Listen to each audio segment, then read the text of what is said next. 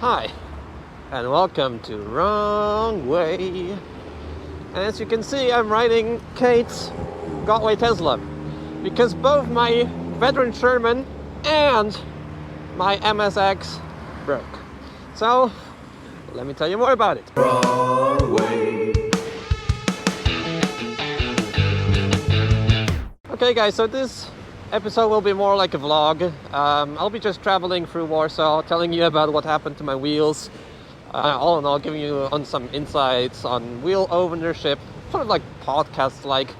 I hope you still enjoy this sort of episode, because sometimes you have all the flow, all the creative possibilities, and you make videos, reviews and stuff. But sometimes the day comes when there's a lot of stuff to do, but everything seems to be going haywire. Usually these things come in pairs. But anyways, in this video I'll be talking about the issues with my current wheels that I own.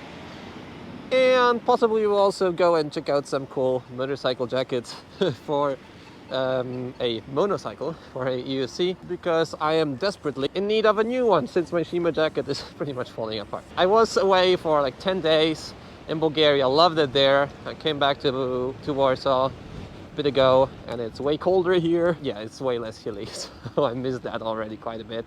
But it's good to see friends around. And on the topic of friends, whilst I was in Bulgaria, I left my MSX and the Veteran Sherman to friends of mine here.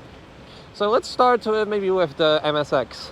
And I was just going back home, and the wheel had pretty low pressure, 22 psi, which is pretty low for a MSX. Usually I have it around like 25.8, sometimes even more if I do jumps. But I was going down a bicycle path, actually just going back from the airport, because I always EUC. And in the middle of the bike path there was a stone which I hit, and I bounced off, and I also felt like a strong clank on my wheel. And I knew that this is the rim breaking. So I didn't luckily fall. I had the side pads on, which held me in place, and maybe it was also the low pressure that helped me keep being stabilized. But this was really dangerous, and I think cities have to put more effort into not having giant stones on the roads. Like, obviously I have to watch out, but you don't have stones on roads, do you? So anyways, I hit that stone, and sadly my rim is bent. So I had to disassemble the MSX, which is quite easy already because I did it several times. I gave the MSX to a friendly repair shop here in Warsaw. Actually, just the tire with the L hangers. We removed the motor actually from the rim itself. So that's also pretty interesting how it looks like. And the rim was super clean inside, which makes me really happy, as the wheel has 2,700 kilometers on the clock. And the motor is absolutely waterproof, which is awesome. By the way, this wheel will be going up for sale. But anyways, this means that this rim needs to be straightened. Hopefully by tomorrow I'll have the MSX back. Maybe later, we'll see. But this is what happened with the MSX. So always be careful on the road. Could be a stone, could be a brick on the road. That also happened to me once. So be sure to have just the right pressure in your tire, and especially in the night, be sure to have some additional lighting, because usually the lack of lighting is what gets you to get into these situations. So the next thing is the Sherman, and the Sherman is a more of a sad story, since the bearings failed there. No.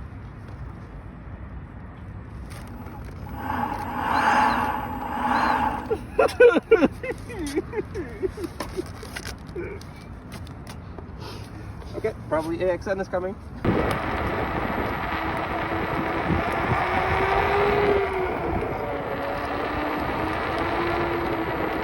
Now, I think I didn't have that issue where I was going away, and I don't know really if it was the guys riding it in some conditions, but probably I think it's just usual wear and tear, sadly, because I was abusing it a lot with snow, and there's salt and dust and sand everywhere in the winter.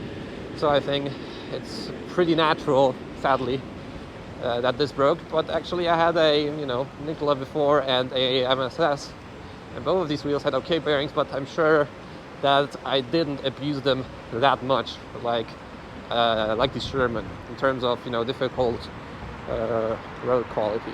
So now that I have a lighter wheel, I can actually go downstairs here. So the Sherman has broken bearings, sadly, after 3.6 thousand kilometers, which is around 2,000 miles. So a couple of people reporting on that. So luckily I will get a new motor sent over from Veteran, which is really kind. New pedal hangers, a new display, the waterproof display. But mine was actually pretty waterproof as well, like I had no issues with it whatsoever. And a new firmware. So I guess that's a bit of a win, but at the same time, I'll wait for it probably a month. And it'll be a really, really difficult time to be without the Sherman now. And, you know, stuff like that happens, shit happens. If you like long wheels, but it's always the best if you break the wheel yourself, right? It's only you to blame when you start noticing something that is broken, right? So, oh, that's fun. So now I'm just left with the Tesla at the moment, and I have the charger in my backpack because this wheel can go like 40-50 kilometers. 40 if you're going hardcore, 50 if you're going like easy or like normal sort of. And this feels very limiting, I gotta tell you. But still, I'm very happy that I have 3 wheels. Like, I have 2 wheels because the Tesla is Kate's wheel. But I'm very happy that it's still here, because without it, I would be without a wheel. And life without a wheel doesn't exist, as you know. So important message right here for you guys. For you, for your wives, for your girlfriends.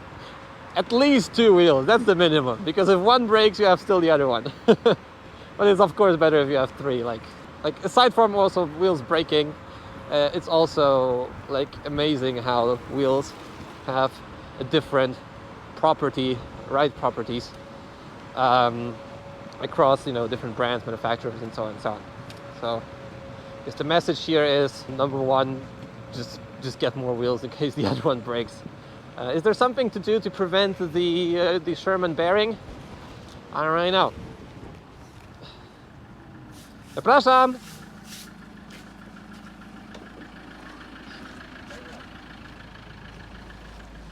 Okay. Not only parking in the middle, but also using up the whole space. That's annoying. I guess you can also seal the motor. I think the new V11s have actually a sealed motor. So maybe that's what Veteran will do at some point. But apart from that, like, don't ride on salt, don't ride on snow and all that stuff. But as you know, guys, we all do ride in snow, or most of us, or some of us, ride in snow and water and difficult conditions. So I think they just need to waterproof it. So anyways, that's the first thing I wanted to talk about. And the second thing I wanted to talk about is how it is to ride on a Tesla now. I will still do a review at some point, probably next week, about the Tesla, since it already has 520 kilometers on the clock, and I still didn't push out a review on it. So this will be due next week, but I also started to really like this wheel, but I also feel very limited in the city. Like, it's cool to get it like in shops, and it's easy to get it up and down some stairs, but once you have a bigger wheel, like, you feel like almost limitless. And now I just feel pretty concerned because I need to go places, and I don't necessarily have the battery capacity to do so. I have the 3.5 amp charger for it, and it's good to charge it with this amperage. You have to watch out for that. Look at that leash. That could be fatal. Anyways, maybe you guys are also interested about stuff that's coming up on the channel. So probably next week we will have the EXN. Monster Pro is on the way. I'll have a new wheel, my new wheel, coming probably either tomorrow or beginning of next week. The one that I bought at my e-wheel. So be on the lookout for that. We will also have new scooters. Probably also next week. Dual trends. Yeah, lots of exciting stuff coming up, I guess. Just way back to Poland, and the first days in Poland, I just need a bit of a kickstart to just start working properly again.